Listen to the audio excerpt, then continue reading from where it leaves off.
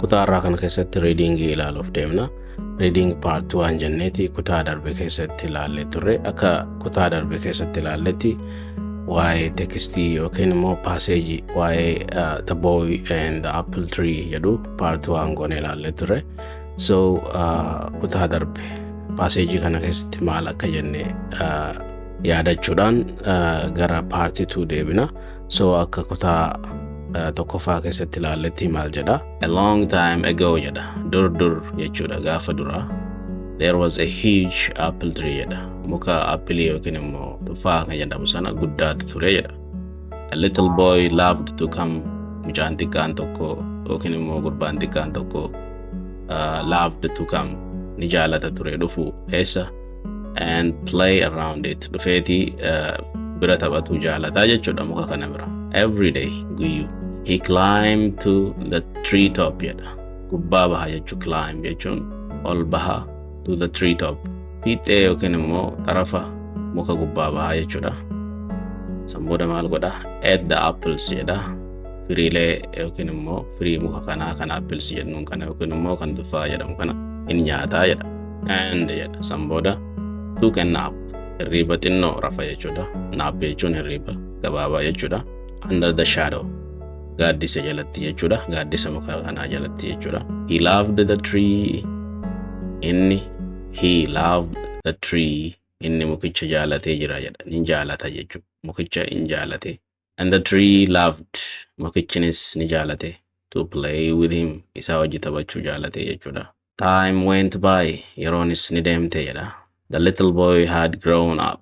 Mucaa xiqqaa kan ture yookiin mucaa xinnoo kan ture in guddate jedha. Grown up guddateera. And he no longer played. Tana booddee achi dhufee hin taphatu jedha. Taphachuu hin dhiise jechuudha. Around the tree. Naannoo mukichaa sana jechuudha. Every day guyyuu akka gaafa duraa sana dhufee taphachuu hin dhaabee jechuudha. Kutaa har'aa kanaan immoo reading part 2 ilaalla. Kutaa itti aanu jechuudha. So akkuma kutaa darbee passage yookiin immoo tekstii kana yeroo dubbifnu steepii jalqabaa irratti suuta dubbifna. Steepii itti aantu irratti immoo saffisaan dubbifna. Steepii sadaffaa irratti jechoota passage yookiin immoo paragraafii kana keessa argannu hiikaa isaa barra. Steepii afuraffaa irratti immoo jechoota achi keessa argannu kana hima itti ijaarra. Steepiin shanaffaan immoo isin qabdi.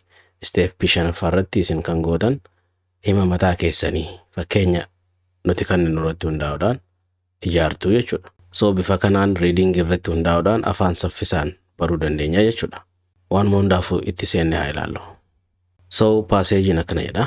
Dubbisuu haa eegallu. Akkuma isinitti hime steepiin jalqabaa suuta dubbisuudha jenne. So waliin suuta haa dubbifnu. One day the boy came back to the tree and he looked sad. Come and play with me, the tree asked the boy. I'm no longer a kid. I do not play around the trees anymore, the boy replied. I want toys. I need money to buy them. Sorry, but I do not have money. But you can pick all my apples and sell them, so you will have money. So steepii lammaffaa dhufnee jirra. Steepii kanarratti saffisaan dubbisuu qabna jechuudha paragraafii kana. Are you ready? Qophooftanii na wajjin saffisaan dubbisuuf. All right. One day the boy came back to the tree and looked sad. Come and play with me, the tree asked the boy. I'm no longer a kid. I do not play around the trees anymore, the boy replied. I want toys. I need money to buy them. Sorry, but I do not have money. But you can pick all my apples and sell them, so you will have money. So asirratti hiikaa isaa isin himuudhaaf. One day the boy came back to the tree. Tura keessa jechuudha gaaf tokko mucichi in deebi'ee jedha gara mukichaa. And he looked sad. Haala gaddaa ta'een jechuudha. Haala gadda keessa jiruun mukichatti deebi'ee jechuudha muka appilii kanatti. Mukichi immoo maal jedheen? Come and play with me. Kootuutii na wajji taphadhu akkuma gaafa duraa sana jechuudha. The tree asked the boy jedha. Mukichi mucicha gaafatee jedha akka wajji taphatu jechuudha. Mucaan immoo maal deebiseefi? I'm no longer a kid. An kana booda daa'imaa miti yookiin immoo ijoollee miti jedheen. I do not play around the trees anymore. Kana booddee an hin taphadhu naannoo muka mukaa wajjin taphadhu jechuusaati. The boy replied. Mucaan akkas jedhee deebiseedha. Mucichi deebisee maal jedhee? I want toys. I want toys. Taphaan barbaadaa wantaan itti taphadhu waan ijoolleen taphattuun jechuudha. I need money to buy them. Maallaqa na barbaachisaa jechuudha isaan sanbituudhaaf wantoota tapha sanbitachuudhaaf jechuudha. Mukichi immoo maal deebiseefi? Sorry jedheen dhiifama garuu but I do not have money. Maallaqa hin qabu. But you can pick all my apples. Asirratti you can pick all gurrachuu dandeessa. All my apples muka firii kiyya kana gurrachuu dandeessa. And sell them gurgurachuu dandeessa jechuudha. Fudhattee gurrattee gurgurachuu dandeetta. So you will have money akka maallaqa harkattuuf maallaqa wanta san itti bitattu jechuudha. Okay, kana fakkaata. So walumaa gala jechoonni nuti paragraafii kana keessa arganne haaroonni maali? Tokkoffaarratti came back ka jedhu deebi'uu yookiin immoo deebii. Looked sad nama gadde fakkaate kan jedhuu fi replied jedhee deebiseef kan jedhu. Want ka jedhu immoo barbaaduudha. Pick kaasuu yookiin immoo guuruu jechuudha. So if duuba deebinee kan laallu yoo ta'e isa came back jedhu kana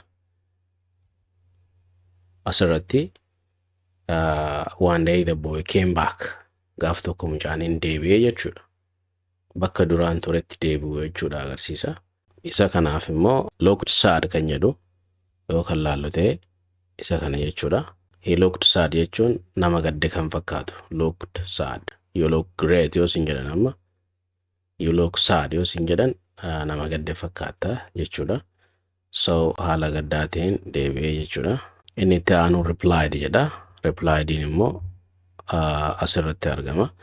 So the boy replied jedha. Mucaan jedhee deebiseef haasawa tokko yeroo walitti haasawan akkas jedhee gaafate. Akkas jedhee deebise. Inni itti aanu want jedha. Wantiin barbaaduudha jenne. If duuba deebinee kan laallu yoo ta'e I want toys jedha. Asirratti taphootaan barbaada. Wantoota ijoolleen itti taphattu kan adda addaatu jira miti. Wantoota sanan barbaada jedha. Barbaadu jechuudha. Inni xumuraa pick ka jedhu. Pick jechuun kaasuu jenne. Mee achi keessatti akkamiin fayyadamne? So you can pick jedhani. You can pick all my apples. Firii tiyya tan appilii kana hundaa'u guurachuu dandeessaa jedhaan. Guuruu yookiin immoo fudhachuu walitti qabachuu fudhachuu jechuudha jechuudha. Guuruu jechuudha. Guurachuu jechuudha. So irraa guurachuu dandeessaa jechaanii jira jechuudha. So kana fakkaata. So isa came back jedhu kana hima keessatti haa ilaallume. Fakkeenya itti ijaarre jechuudha. So steepii amma itti aanu steepii isa hima itti ijaaruuti jechoota kanatti jechuudha.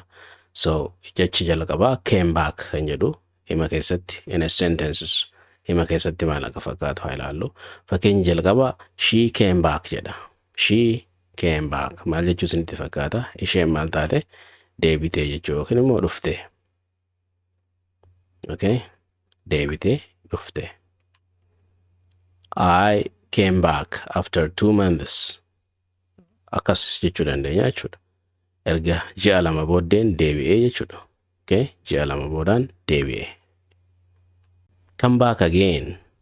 Come back again. Asirratti came osoo hin taane come jennaan. Come back again. Nam tokko akka dhufu ajajuu yoo barbaadde yookiin gaafachuu yoo barbaadde come back again. Deebii lammada. Deebii koottu jechuudha. Ammas deebi'ii jechuu dandeenya. Kun immoo maali? Why don't you come back? Why don't you come back? Maaliif hin deebine yookiin maaliif deebitee hin dhufne? Okay? Why don't you come back? Maaliif hin deebine? Jechi inni lammaffaa looked sad ka jedhu. Looked sad. Looked sad ka jedhu hima keessatti haa ilaallu. He looked sad. Inni nama maal ta'e fakkaata? Waan gadde fakkaata jechuudha. Isuma kan isin jijjiirtanii bakka hii jettu shii godhuudha. Isheen maal taate? Isheen nama gadde fakkaatti ta'a. Yoo bakka pronaawanii kana ammas they kan jedhu buuftan isaan gaddan jechuudhaaf they looked sad gootanii jechuudha. So akka feetan jijjiiruu dandeessan. ati nama gadde fakkaate jechuudhaaf immoo bakkuma he jettu kana you fiddanii galchitu. So you looked sad jechuun nama gadde fakkaata ati jechuu jirta jechuudha kallattii namichatti yeroo dubbattu. Fakkeenya itti aanu akkuma reefu isin jedhe they looked sad. Isaan nama gadde fakkaatu. Kan itti aanu replied jedha. Replied fakkeenya jettu jecha replied jettu in a sentences himoota keessatti mee haalaallu. I replied to her last week. I replied to her last week. Torbaan darbee deebii isheef deebiseera yookiin immoo deebii kanneefira jechuudha. Waan isin nagaafatte irratti deebisaa kanneefira. He replied in calm voice. He replied in calm voice. Asirratti jecha kana kalmi jenneen dubbifnu dogoggoraan kalmi jedhame yeroo dubbifamu hin dhagahama. Kan sirriidha calm jennaan jechuudha. L'n silent taati. So he replied in calm voice jennaa jechuudha. Sagalee tasgabbaadhaan yookiin immoo tasgabbaa'een deebii deebiseef jechuudha. Jechi calm jedhu tasgabbii jechuudha. So yeroo namoonni wal lolan akka tasgabbaa'an gaafachuudhaaf kan dhagahamu yeroo hedduu calm down tasgabbaa'e jechuudha. So calm down hin jennu jechuudha. So calm down jechi sun jecha kana jechuudha. Inni namoota tasgabbeessuudhaaf fayyadamnu calm down jennee jechuudha. Chala replied quickly. Asirratti Chalaan saffisaan deebiseefira. Chalaan dafee deebii kenneera jechuu dandeenya. I replied to his questions. Asirratti question hin jennu isa kanasi. So questions jennaa jechuudha akkuma arginu kana. So I replied to his questions jechuun gaafii isaaf deebii kennee jira jechuudha. Let us use want in a sentences jedha. Jecha wanti jedhu sentence yookiin immoo hima keessatti haa fayyadamnu. Akka jalqabatti I want you sin barbaada yookiin immoo si barbaada jechuu dandeenya. I want to be rich. Yeroo hedduu dhaga'uu dhabuu dandeessanii wanti itti fayyadamuudha. So fakkeenyaaf akka Ameerikaanootaatis ta'e akka Biriitishitti jechoota kana gabaabsanii yeroo fayyadaman baay'inaan ni dhagahama. Akkam jedhaniiti I wanna be rich. Bakka I want jettu I want to jedhanii dheeressuurra I wanna be isa kana immoo yoo laallee deebisne I want you ka jedhu I wanna you. I wanna be rich jedhanii jechuudha. Tuun irraa baddi. So I wanna be rich. Dureessa ta'uu barbaada jechuudha. She wants to buy this house. Isheen mana kana bitachuu barbaaddi jechuudha. So isuma kana karaa kaaniin akkamitti dubbifna inni she wanna buy this house jennaa jechuudha. Isheen mana kana bitachuu barbaaddi jenneeti gabaabsinaa jechuudha. Kun immoo do you want me yookiin immoo akkamitti dubbifna do you wanna me na barbaadda. Kan itti aanu pick kan jettu. Pick kan jedhu fakkeenya inni jalqabaa I will pick you up in 10 minutes jedha. I'll pick you up in 10 minutes. Daqiiqaa 10 keessatti si fuudhaa jechuudha. Asirratti picking kuni nama konkolaataa qabuutu nama fuudhaa jechuudha. Makiinaa isaatiin bakka sanirra liftii si kenna jechuudha. So dhufee si fuudha jedhu fuudhiinsi kun kamii makiinaadhaan yookiin konkolaataadhaan dhufee si fuudhuu jechuudha. She picked a flower jedha asirratti. Isheen maal goote? Isheen daraaraa fudhatte yookiin immoo funaante. Okay? Pick up your things and go away. Pick up your things and go away. Pick up your things and go away. Kana jechuun yeroo lolaatti fayyadamna. Yeroo aarru wantoota kee fudhadhu badi asii jechuudha jechuudha. What time shall I pick you up? What time shall I pick you up? Sa'a meeqattiin dhufee si fuudhaa jechuudha konkolaataadhaan. Jettee yeroo nama gaafachuu barbaaddu maal jetta? Akkana jetta jechuudha. What time shall I pick you up? Can you pick it up? Can you pick it up? Wanticha kaasuu dandeessaa? Wanta lafa bu'e tokko lafaa kaasuudhaaf yeroo nama gaafattu can you pick it up? Fuudhuu dandeessaa? Waan san ol fuudhii. Don't pick it up. Hin fuudhin yookiin immoo hin kaasin. So barumsi keenya waa'ee readingiitiin kan wal qabatu kutaan har'aa isa kana fakkaata.